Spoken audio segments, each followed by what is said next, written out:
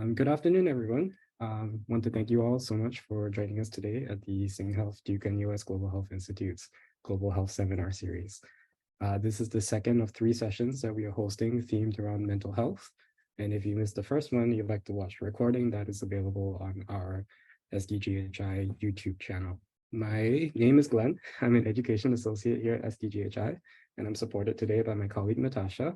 Today's webinar is titled Advancing Lived Experience Integration Across Sectors in Global Mental Health. So when we think about what participatory research and sustainable community interventions look like in public health and global health work, lived experiences are, rightfully so, a very important factor in the creation and execution of these projects. So with that in mind, it's my pleasure to introduce Ms. Charlene Sunkal as our speaker. Ms. Sunkal is the founder and CEO of the Global Mental Health Peer Network, where she is a global voice for the rights of people with mental health conditions, championing experts by lived experience in the field of global mental health. She's been a mental health and human rights advocate since 2003, a commissioner on multiple Lancet commissions on global mental health and psychiatry, among others, as well as a recently appointed editor-in-chief of the Public Library of Science Mental Health Journal. She was a former principal coordinator for the movement of global mental health and continues to serve on several international boards and committees, advising on mental health related policies and legislations in South Africa and around the world. We're very honored that she was able to carve out the time, especially to be with us today. And with that, I'll hand it over to you. Thank you so much, Glenn, for this opportunity to presenting to you today on lived experience integration. Let me just share my slide here. Oh, there we go. Yeah, so I would like to start off just to kind of give you a bit of an overview of my journey to the point where I established the Global Mental Health Peer Network in 2018. And the whole idea behind that was to amplify the voices of people with lived experience. I was diagnosed with schizophrenia back in 1991. I was 18 going on 19 at the time. My journey took me through various aspects of navigating mental health systems and struggling to find something that would help me towards recovery. I've been put on numerous medications. I'm still on medication. I had a number of hospitalizations as well as entry admissions. Now, at this point, after some years, I lost my job, I lost my home, I lost pretty much everything. And with that, of course, my independence taken away from me, but also my decision making, because even my finances was taken over. I couldn't make decisions about pretty much anything. For me at that time, it was so much about everybody, and everything was about what I could not do. People were constantly telling me, you can never work again. You can't live on your own. You know, you can't do anything.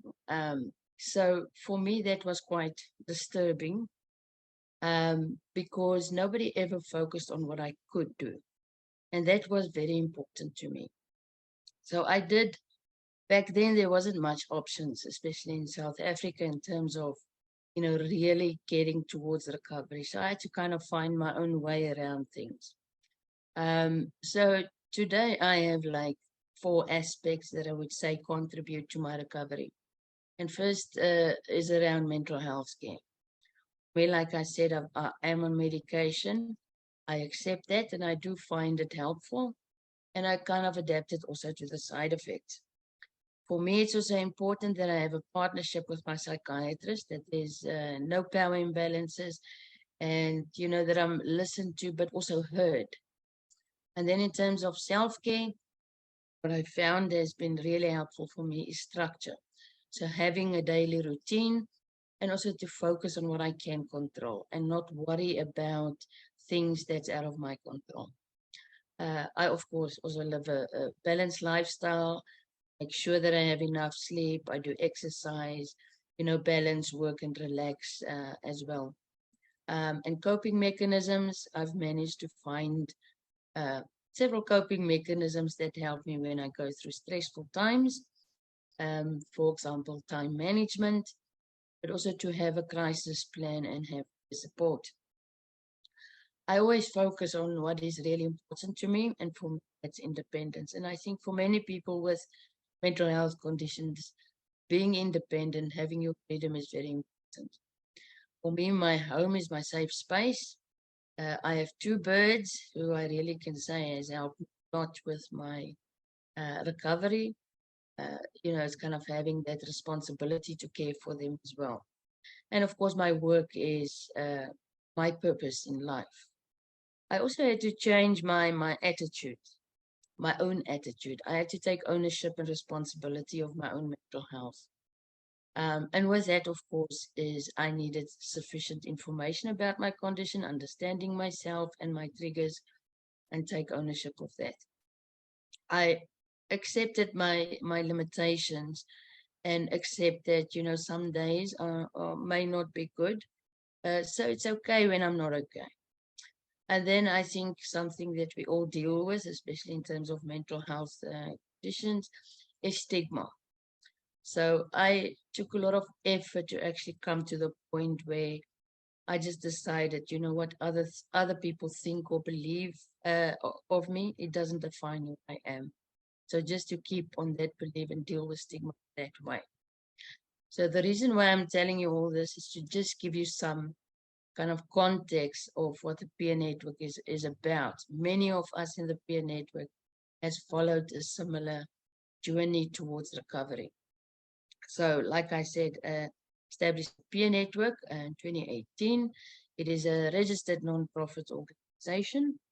We are 100% lived experience, and that means everybody in the peer network, from our board of management, all of our staff, all our committee members, as well as our volunteers, are all lived experience of a mental health condition, of course. Just to kind of show you the core activities of the peer network. Essentially, we're about integrating lived experiences across sectors. So how we do that, and which is very important, is to empower people with lived experience to be able to meaningfully and authentically contribute at various discussion and decision-making platforms. We have a mentorship program where we provide peer-to-peer mentorship. So many of our members have different skill sets and experiences, and they are able to kind of provide peer-to-peer knowledge exchange as well. So they learn from one another. With being within the group, we have several virtual communication platforms. WhatsApp groups is, for example, one of our most used or most effective means of communications with our members. And within that platform, members are also able to support their peers and also to provide guidance in terms of their work, but also in peer support aspects. We do regular impact assessments and monitoring evaluation to make sure that what we do is aligned with of people's lived experience and our members from different regions. Because as you know, the kind of key issues or important issues are different from region to region. For example, our Africa region often focus very much on stigma and discrimination due to the high levels within the continent. And so it differs. So it's important for us to get the voices of our members on what they want to focus on and what they want us as an organization to advocate and focus on. So collectively, as with our members, we do advocacy work. That's also a key aspect of the peer network. We're involved in a lot of engagement and consultation, and I'll speak later about that. We also raise public awareness, education, and that we do from our lived experience perspectives. Although many of our members are professionals in some field, we don't kind of speak from that perspective. We merely speak from a lived experience perspective. Ultimately, our aim is also to influence policy and practice. And that we do, of course, through engagement and consultation and working with governments and policy makers. So we include our members in all of these activities. We, about close to 2 years ago, we started or established our Experts by Experience consultancy services. I'll share a bit more about that. The aim of that is also to provide specific lived experience perspectives and guidance to various sectors.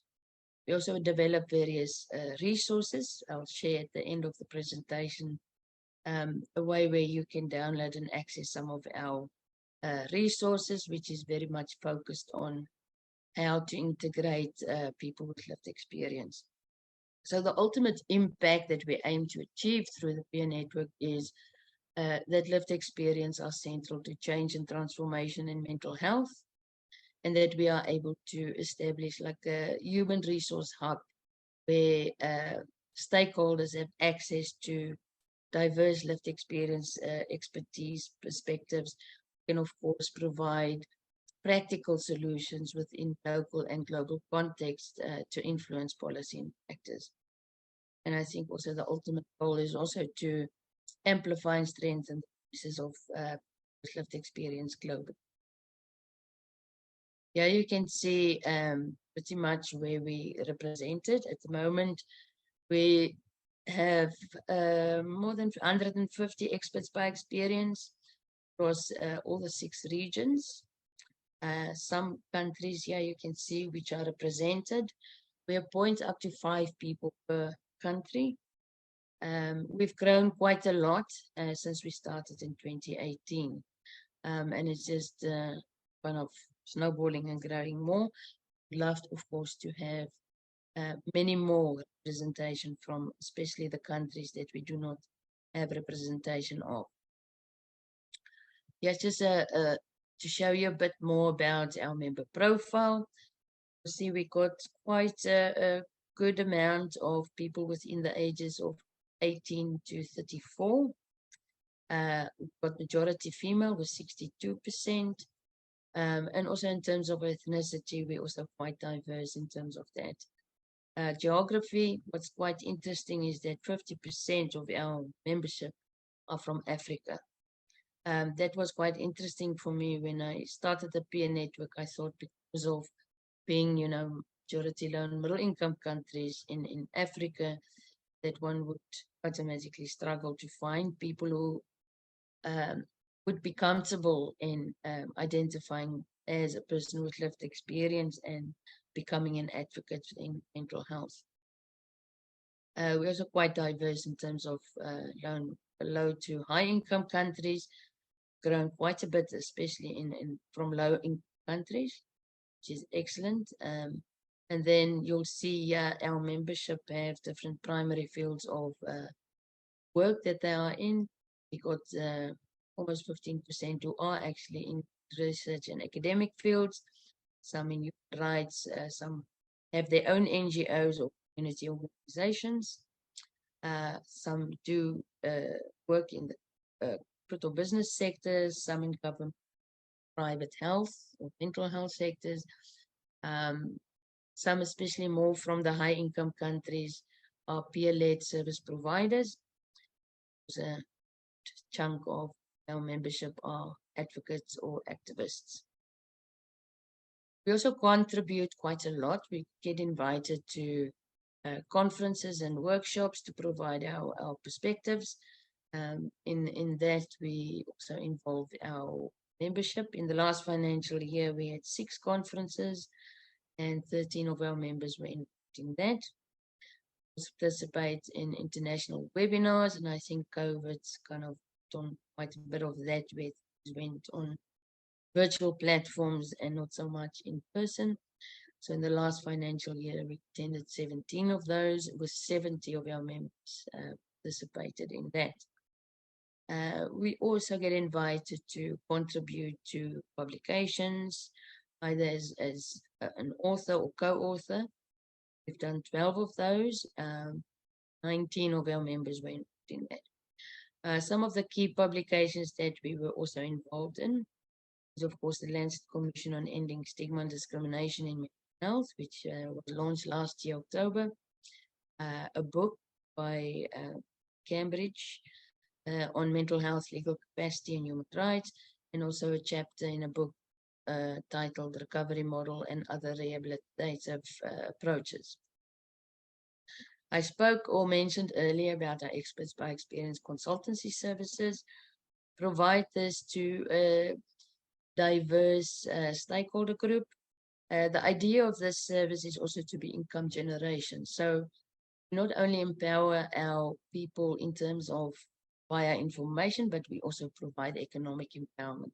So our services we do charge a fee for the delivery of these services.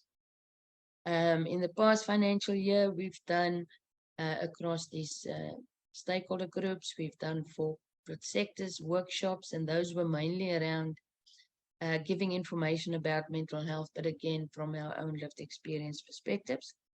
We had members involved across all of these. We've been quite a lot involved in research and academic institutions, where we've conducted engagement sessions in relation to research projects specifically, but we also do provide guest lecturing where we do share either our recovery stories or share our perspectives around mental health. Non-profit sectors, we also do provide workshops around mental health or capacity building for them. Governments, like I said, we're involved in policy, reviewing policy and legislation. And of course, we work quite a bit with World Health Organization and United Nations. Yes, some, I'm not going to read all of these quotes, but through our impact survey that we conduct annually, our members do have indicated, that they're proud to be associated with the network, and also that they feel part of a global family. That came through very strongly. It also shows that we do empower our members, that they do feel empowered, that they've improved their own knowledge around mental health and human rights, and that they had opportunities to contribute to global and local initiatives and events.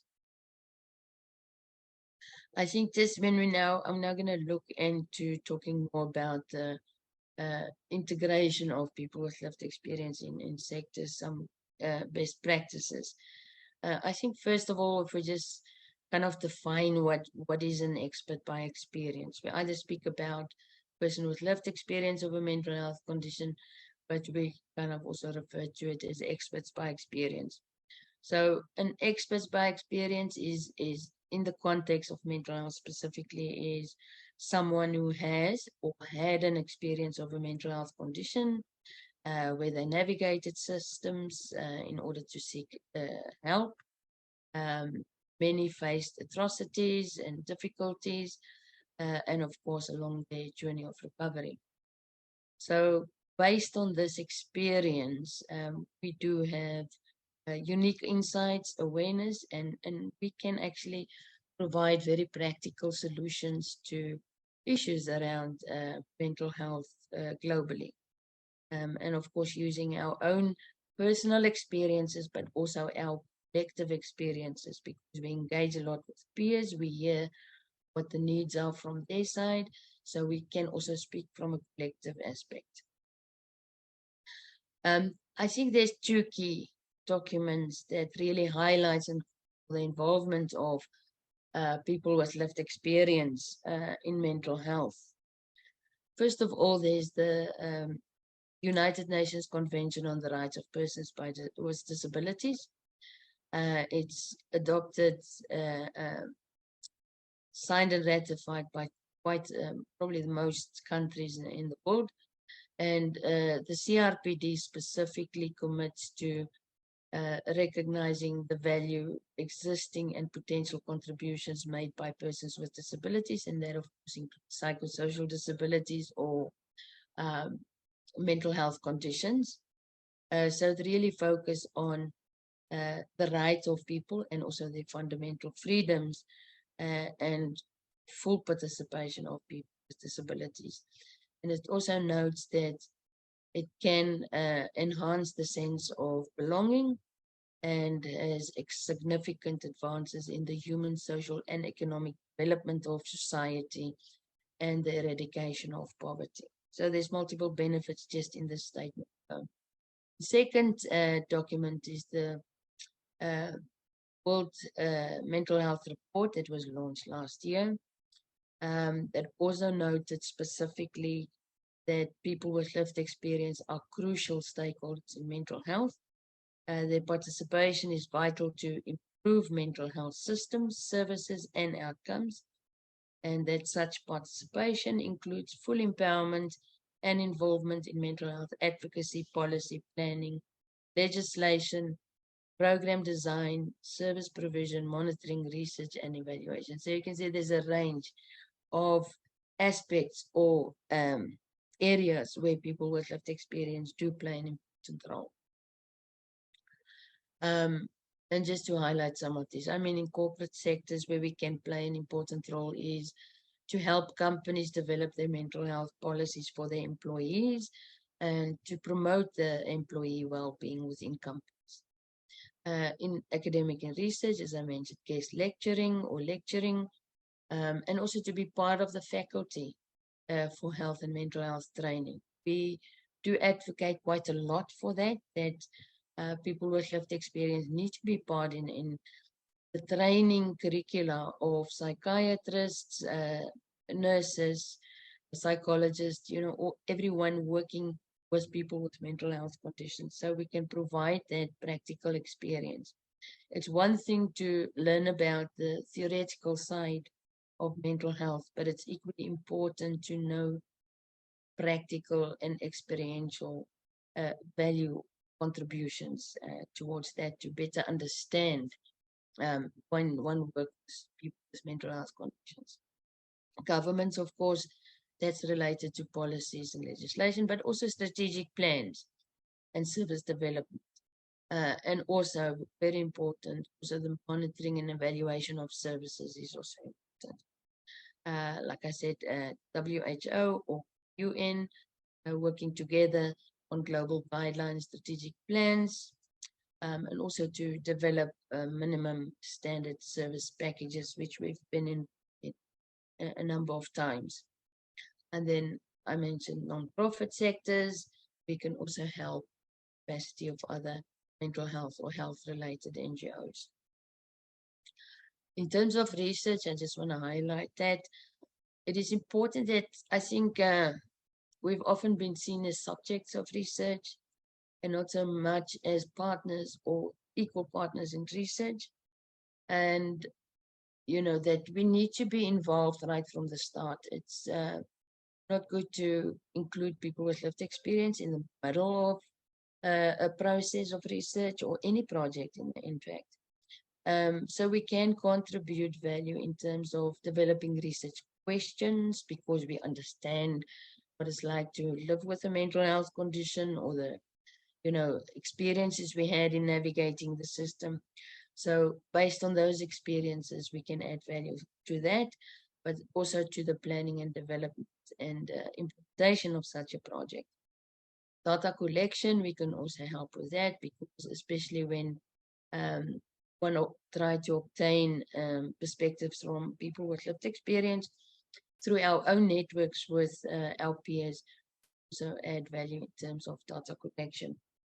When it comes to data analysis and interpretation, and again, based on our own lived experiences, we can really understand the responses perhaps better from people with lived experience. And dissemination, I think that always is such an important aspect. I think research in the past has been so scientific and so targeted at the scientific and academic communities, but it is really valuable to the general community to know about research outcomes, and also for advocacy. For example, the peer network, we use research quite a lot in advocacy, because, for example, if you go to a Minister of Health and you try to convince them to implement something, they would always want some evidence to prove that it's working to actually help them make a decision. So that is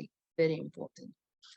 Maybe to also just mention that people with lived experience should also lead or co-lead research, just not really be part of the system as well.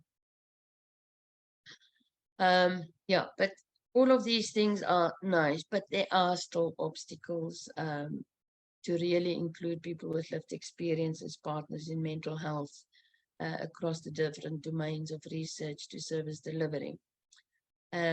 Through our own experiences in the peer network, there are kind of three key obstacles that we come across. The first one is stigma and discrimination, which really devalues our personal and collective experiences. The second one is stakeholders often do not know how to involve people with lived experience meaningfully and authentically. Third one is where there are like the acknowledgement and really efforts made to include people with lived experience, it's often neglected to really budget for the inclusion, considering there is also a monetary value to lived experience inclusion. Just to look at the each one of these, when we look at this, the impact of stigma and discrimination is this sometimes misperception that people with mental health conditions are unable to contribute because of, you know, the limitations of their mental health condition. There's also a misperception that people aren't able to make decisions, so therefore not able to participate in decision-making processes. Often with good intention, paternalism is also a aspect where people automatically want to act in our best interest or think they want to make decisions for us, which is actually very disempowering. So it's always good to empower someone to make their own decisions. And then, of course, paternalism often leads to power imbalances. And we always emphasize equal partnerships when we are involved and integrated across sectors. And then the how to include lived experience. Yeah, like I said, stakeholders are often unsure how to do this. Sometimes there's a lack of understanding of exactly what the role is of people with lived experience across all of the stages of a project or a research project. There's also sometimes, often we come from a lived experience perspective. So many of us may not have qualifications. So sometimes that is seen as a deficit, that someone cannot participate in something because they do not have the qualifications. But the issue is that we don't bring a professional perspective. We bring a personal and experiential perspective from our own lived experiences. So there's no need for a qualification. There's also ethics concerns. I think in terms of research, when researchers do a project, they involve lived experience, it's always that issue of ethical approval. And sometimes I think that needs to be applied when including lived experience as kind of an advisory capacity, and that's not the issue. We can speak for ourselves, do bring our expertise to discussion like anybody else, like a medical practitioner who's involved in a project. You don't need ethical proof for practitioner. Okay, and then there's also concerns of the impact on mental health and well-being, especially when it comes to projects where the person may need to share personal experiences. But there are ways of overcoming that. What we do at the peer network, always make available peer support should a person who's involved in such a project need support. And the third one is, of course, the budget issue. I think historically, we've always been seen as volunteers to participate to contribute in different aspects. But stakeholders do not often consider the cost to the person, or person often come from a lived experience or peer-led organization, the cost to that. Remember something, you need data, you're using time of the organization. There's also your expertise that's also valuable. So those aspects are also not considered. So that value is also important in terms of really overcoming the obstacle of integrating people's lived experience. There's actually the International Covenant on Economic, Social, and Cultural Rights that's specifically speaking to the right of work and remuneration to be fair and equal. So the slogan is for work of equal value. We advocate a lot around this issue at the moment, and we have made some strides in making stakeholders see the value, the monetary value of our expertise. We've asked in a campaign some of our members how it felt for them when the first time they received payment for their lived experience expertise. Here's some of the quotes from our members, but across the quotes we often found the words dignity, value. They felt valued. They felt that their lived experiences had meaning and purpose, so they didn't go through it all for nothing. So it's important to also look at that aspect. And to create, when we're looking at, we're including people with lived experience, it's important to follow the principles of effective engagement.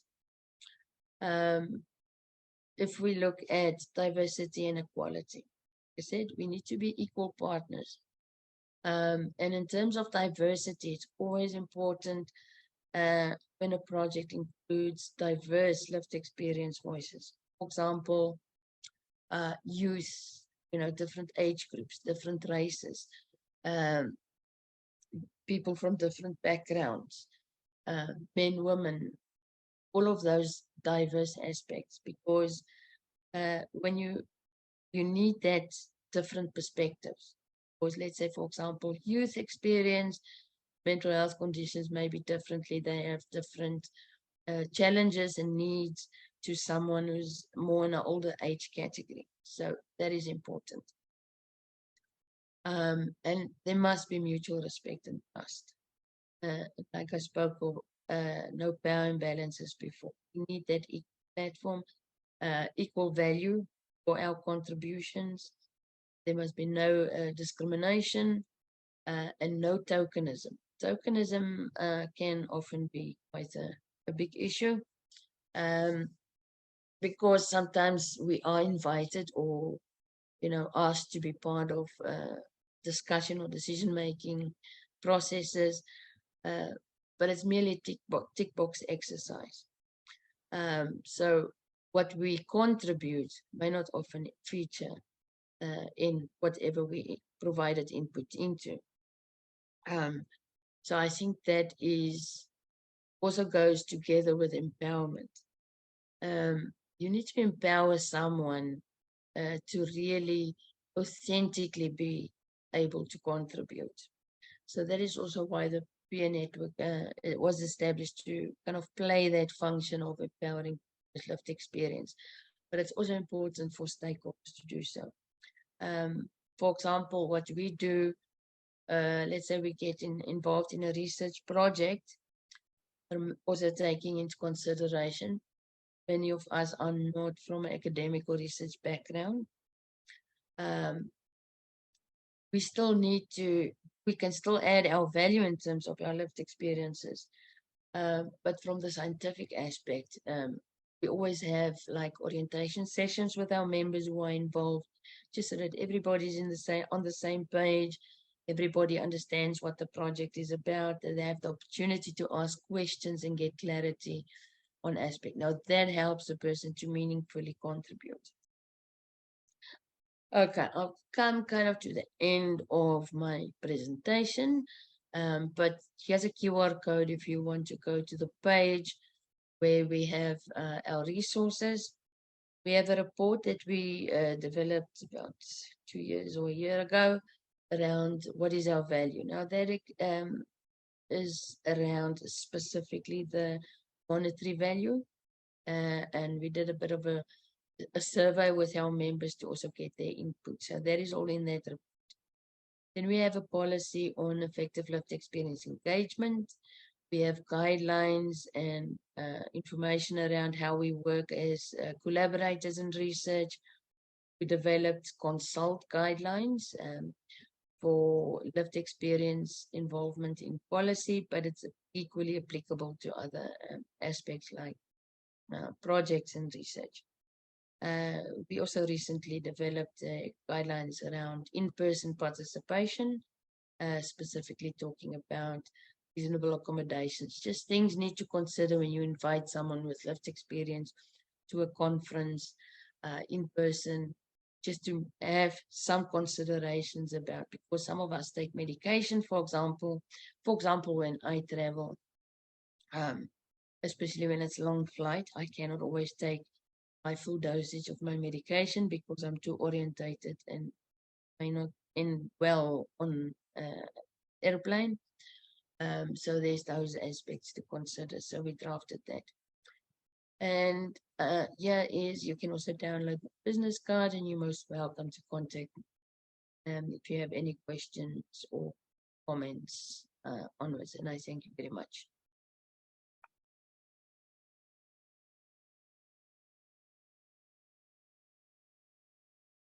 Hey, thank you very much, Charlene. That was a great sharing. Really appreciated hearing some of your insights. We're going to move into kind of a Q&A portion, but I wanted to start off with just, as I was hearing you speak, I was wondering, how do you find that balance between, being someone who's a champion for lived experience and but also not letting the mental health condition necessarily define your identity as a person? And do you find that like people within the network also have those concerns? I think you get to that point in your life where you see yourself, you need to value yourself. But that's why I think it's important that stakeholders also value us for our experience and expertise, because that also helps us value ourselves. And then you see yourself more, your experiences more as a, how can I say, an asset that can help others. So we always look at that aspect, and I think many of our members do like that.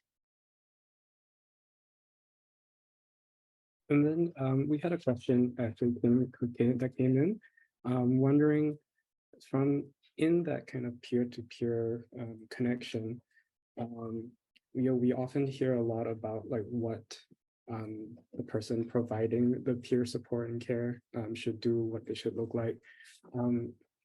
Wondering if you're able to speak a little bit more on what it might be on the other side, like what kind of, what helps people to reach out and find these like peer connections and establish more meaningful connections with people who are providing that level of support.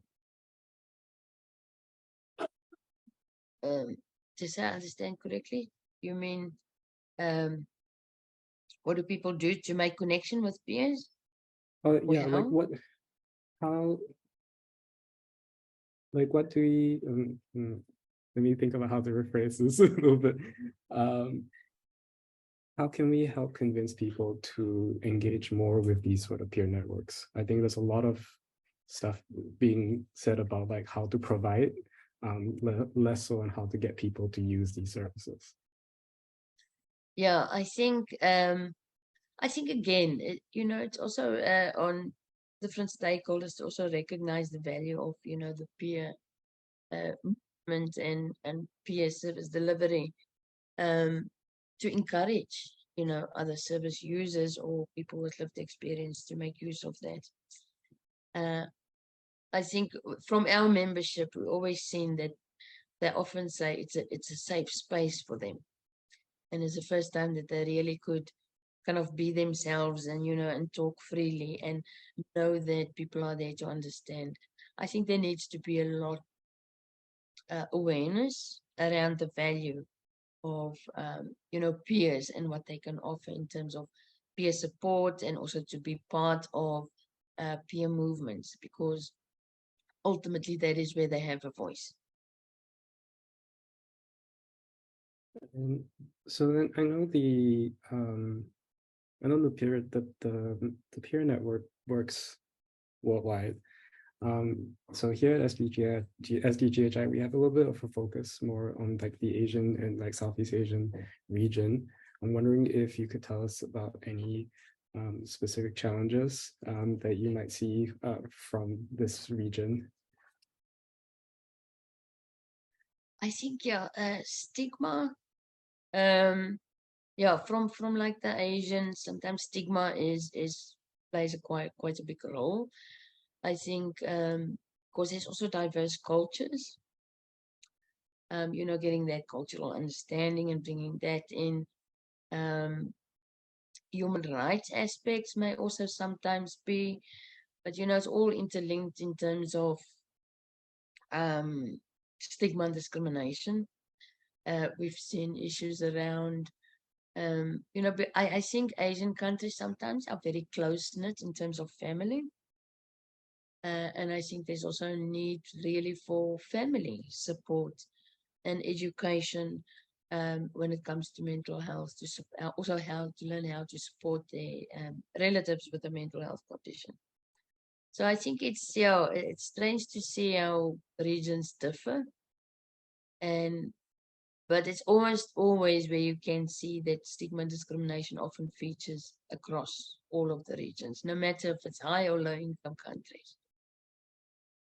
So kind of as a follow-up to that, do you think that that is another aspect that the peer network would move into, kind of that family and potentially like caregiver space? Yes, I think for us, we actually established a subcommittee for family carers because we thought that their voices are equally important as ours, because it's almost like family and carers really go onto this journey with us. And often it's neglected that they also receive the support, and they also need to get the psychoeducation around mental health. So I think there's a lot more focus needed around family carers. So we had another question come in, talking about in terms of the ethics portion that you were talking about, right? So what are your thoughts about engaging more vulnerable populations, such as like high-risk adolescents, people living with more serious mental health conditions, in the co-creation and co-leading of like the sort of research that you're talking about? I suppose when it comes to research itself and engaging in co-creation of certain projects, I mean, their voices are important, so there's no two way about it. They need to be included.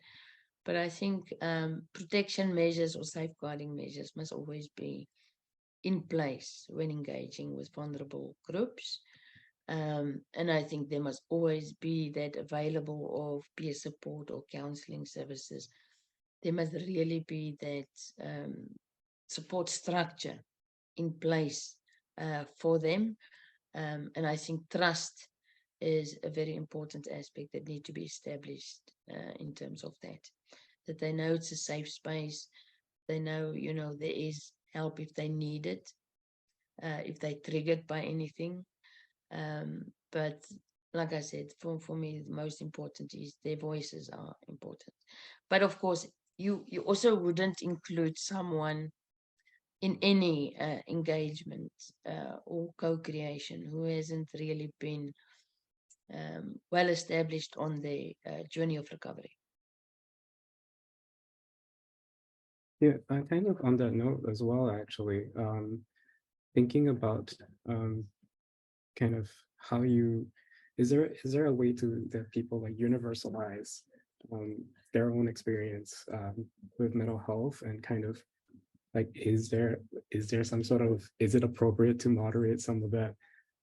How do you take like personal experience and expand it out more generally? Like, what is that process like? Yeah, I think all of our experiences are different. Like, I mean, me with schizophrenia, even in the same, let's say, the same town where I live, the next person with schizophrenia, their experience may be different. I think there's so many factors that play a role to consider to understand experiences. But of course, there are often common experiences that people may have, across the world. For example, their responses towards someone calling them derogatory terms, referring to them. Some people may have the same response, but there are commonalities. But I think, again, it's always important to really look at the context when you deal with someone with mental health conditions, because, I mean, culture plays a huge role, religion, how that person was brought up, poverty, were they coming from a poor background, or there's just so many factors that need to be considered. But there are common areas, of course. So then, do you, so this is a follow-up question from someone, like, do you assess, how do you assess the person is well established enough in their recovery journey or their journey with the mental health condition before engaging them in the network or engaging them in general? Yeah, we don't establish that. I think it's important that the person themselves establish and decide whether they're at a place in their journey where they're able to contribute. I think that is important.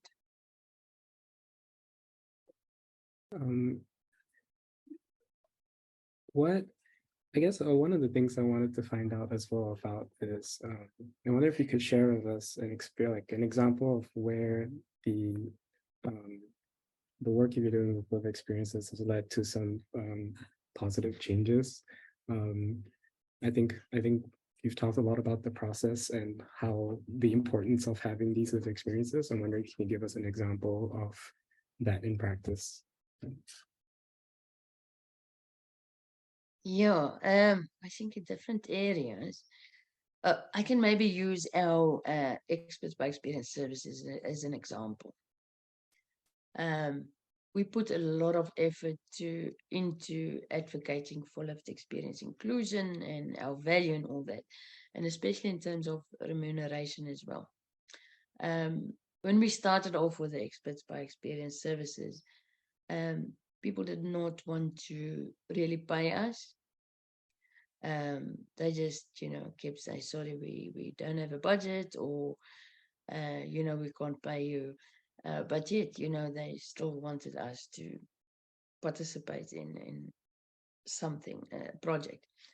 But then we kind of just been out there and just advocated for the value of our experiential and monetary value. And now you can see people are slowly changing. And that's why we also developed the resources. There are many people who's actually using those resources. We now see people come to us, we give they ask for quotations, how much it's costing, and they become now more willing to pay us a fair amount for our expertise. So that in itself tells me that there is really a growing and established recognition as people with lived experience as key partners in global mental health. I think even in terms of companies, the corporate sectors, usually they would invite a professional to come and talk about mental health. Now we see there's also a change in that we pushed for, that is that now they ask us with a lived experience to come and do talks to their employees. We've seen a lot of governments also, calling on us to review policies and legislation. But yeah, with that, I think in terms of governments and policymakers, we've still got quite a bit to go, because as you know, changing laws is a very long time. You need a lot of patience. And at the end of the day, the question is always how much of what we contributed will actually feature in that policy.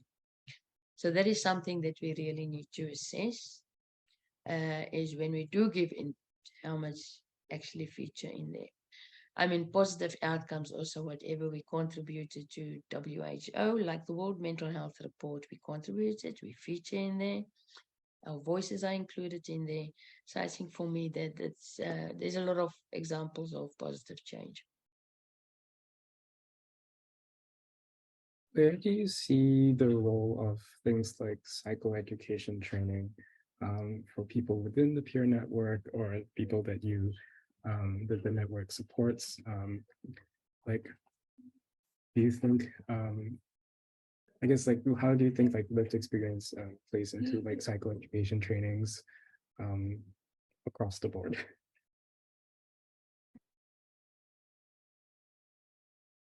I think, yeah, like peer psychoeducation, I think is extremely valuable. I mean, I can speak of schizophrenia. I may not necessarily speak so much about bipolar. I don't know how it is to live with bipolar. But I think bringing that personal experiences is extremely valuable to someone else with a mental health condition. Especially, I think, in a peer network, it's like, our members are like role models because, they've achieved a lot. So someone else with a mental health condition can see, or just starting on their recovery journey, can see, it is possible to achieve something, to get your life back. But of course, going along also with the theoretical side. So for me, when you do psychoeducation, the professional perspective of the theoretical side is important, but it's equally important to bring the lived experience component to it. If that makes sense. Yeah, it does. So I just want to be cognizant of the time. So I do actually have one thing that I wanted to share the screen again for. We do have a feedback form for people to fill in. If you'd like to scan the QR code and give us feedback on this seminar and for the seminar series in general, please do so. And as we come, and as we come to the top of the hour, I guess I wanted to give you a chance to have sort of like the last word in this. If there's one big thing, one big takeaway that you want people to have coming out of this, what would be the takeaway? Yeah, I think definitely the takeaway for me would be, I think people with lived experience are really ready and eager to partner with, all the stakeholders out there. I think we alone cannot change the system or change anything, but together we can. So it's important that we partner with one another and do this together. And I thank you so much for listening to my presentation, and enjoy the rest of your day. All right, thank you very much. I mean, I really appreciate it, especially since you had to get up so early in the morning for this. Really, really appreciate you taking the time. And I'm sure that people have taken away some great points and great knowledge from this as well.